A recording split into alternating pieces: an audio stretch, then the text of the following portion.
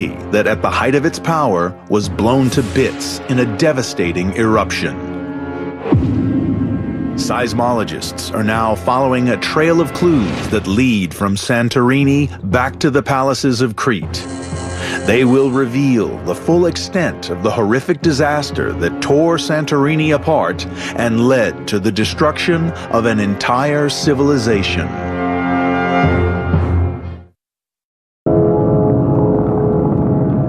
In the heart of the Mediterranean, a lost world has been discovered. A palace on Crete and a town on Santorini linked by the unique engineering of their buildings. Archaeologists have opened a window on a highly advanced culture known today as the Minoans. They thrived 3,500 years ago, and many now believe that what they left behind gave rise to the myth of Atlantis. Since the discovery of the palace at Knossos in 1900, archaeologists have expanded their search. Today, a network of ancient towns and palaces has been revealed across the length and breadth of Crete. What all these sites have in common is that they were destroyed in the middle of the 2nd millennium BC by a series of terrible disasters.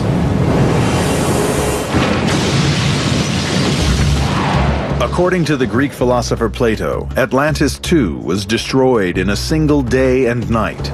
The land was swallowed by the sea. 100 miles north of Crete on Santorini, Floyd McCoy has been gathering data to determine if the magnitude of the eruption that happened here in 1500 BC was enough to cause the devastation of Crete. What he has discovered is beyond all expectations. So how big was this eruption? It was huge. How do we determine this is by how much material is blown out during the eruption. And the more we look, the more we find. There are huge, thick deposits of this ash and pumice on the seafloor that surround this island. It's been found down to the Nile Delta. It's been found up in the Black Sea. When we take all of this material and calculate the volume of it, we come out with an eruption that is perhaps 10 times Krakatoa in 1883. Because Krakatoa exploded in the late 19th century, we have comprehensive records of the eruption, and the details are spine-chilling.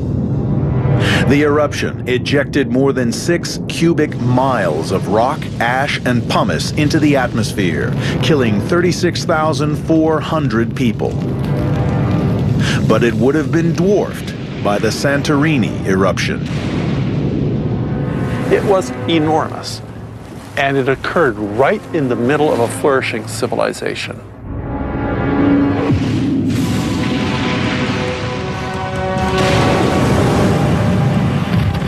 Now things got nasty. In this eruption, things got terribly violent, and the mixture of water with this magma produced what we call pyroclastic surges and flows.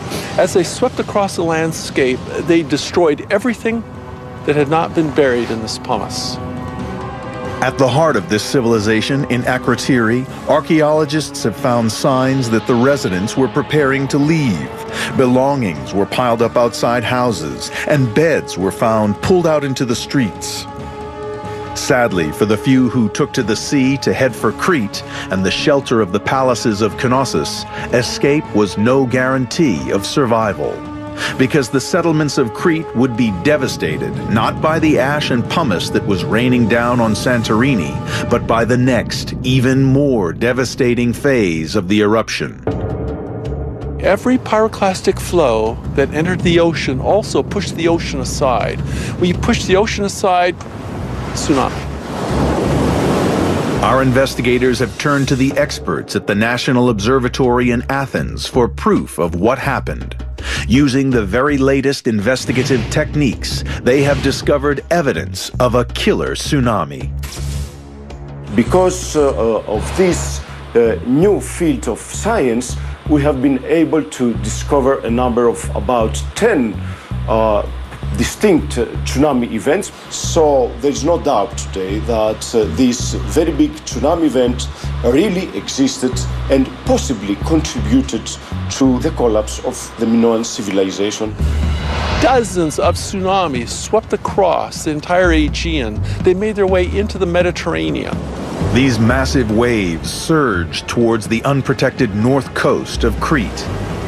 First in the firing line was the coastal town of Mala-Leche. Just yards from the seashore stood a magnificent palace, its sophisticated structures engineered with the same complex layout as the palace at Knossos. The three-story facade facing north was directly in the path of the approaching waves. The inhabitants of the region probably gathered here at the palace because they saw this great plume of ash shooting up into the sky off to the north. It would have been visible all the way down to the Nile Delta. When the ash cloud reached the island, the sky above this ancient Minoan palace turned gray. During excavations on Crete, Alexander McGillivray discovered this volcanic ash in the deepest parts of the palace's ruins. It's a clue to the catastrophic sequence of events that overtook this society. When the first wave came pushing ashore, bringing with it their fleet, from fishing boats to great trading ships, would have all come crashing through here and gone all the way to the foot of the mountains over there, ripping away at this architecture, rubble and trees and smashed up ships come crashing back through here and over back into the sea.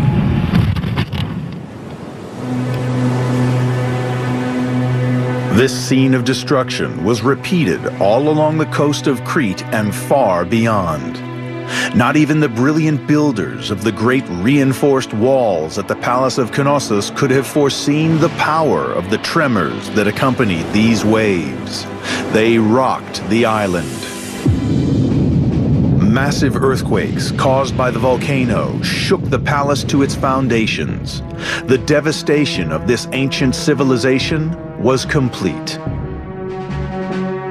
Today, long after the destruction that struck the Mediterranean, the search for the links that bind these places to the story of Atlantis has taken a new turn. The final extraordinary clue leads east to the ancient land of Egypt.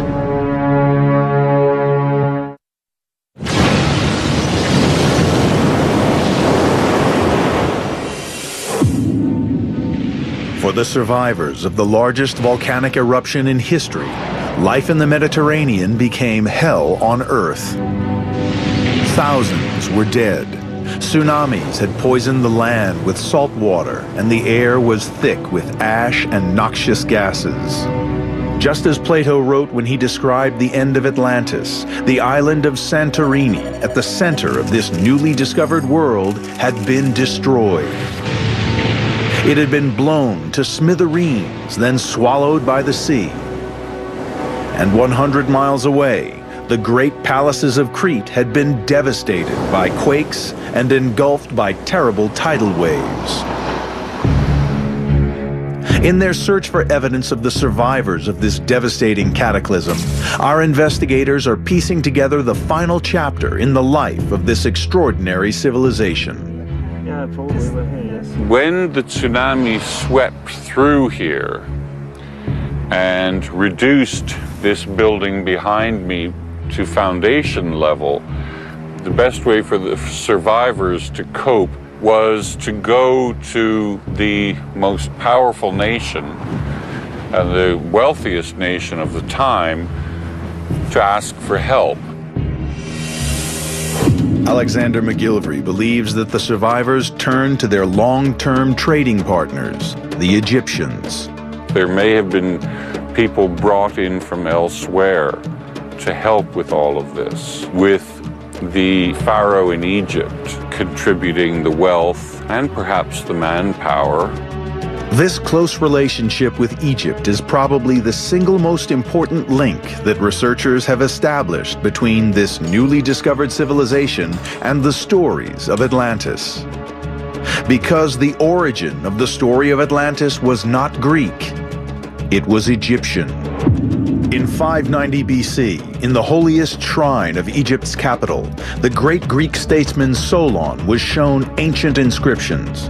They date back to almost 1,000 years before, 1450 BC. These documents told of the existence of a civilization of great power and prestige, ruler of all the lands to the west of Egypt.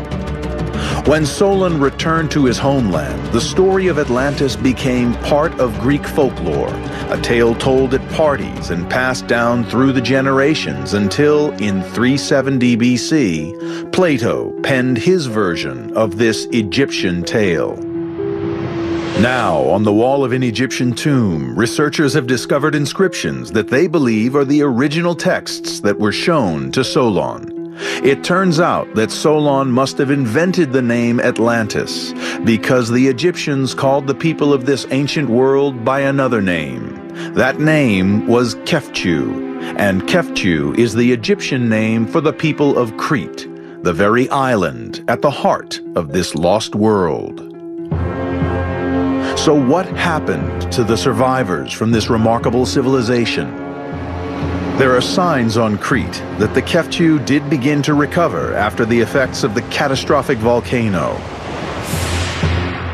But the survivors were dangerously vulnerable, and soon after the catastrophe, warriors from the Greek mainland invaded Crete. The Minoans did not have the strength or the numbers to repel the invaders, and the island fell. This finally spelled the end of one of the greatest civilizations in human history. The sophisticated engineering techniques and the extraordinary architecture that gave them their unique identity disappeared forever. The Greeks went on to dominate the entire Western world. They gave birth to a culture on which Western societies are based, but things could have been so different.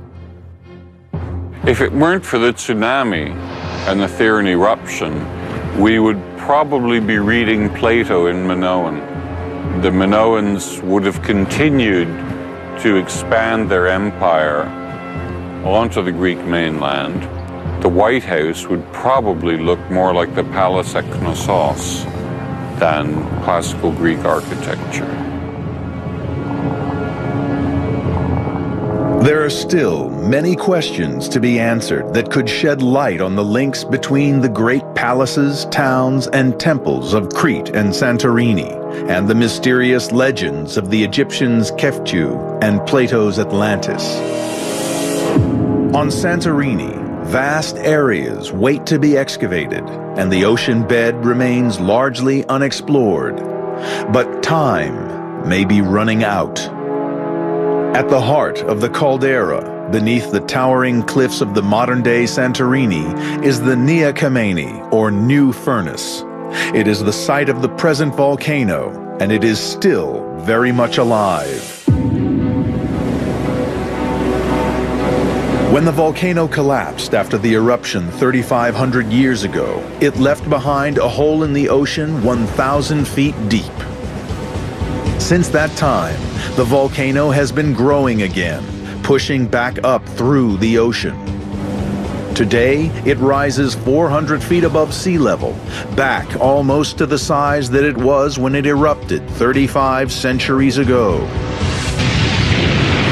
Seismologists believe that it will erupt again. The question is when.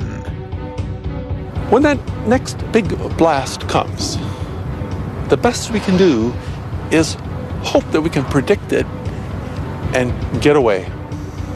If we don't, if we stay here for that next big explosion, we'll be a piece of the volcanic ash deposit. When the volcano does blow, it will engulf the surrounding islands again, freezing life in a moment of time, burying it under a new layer of volcanic ash. A new lost world will be created.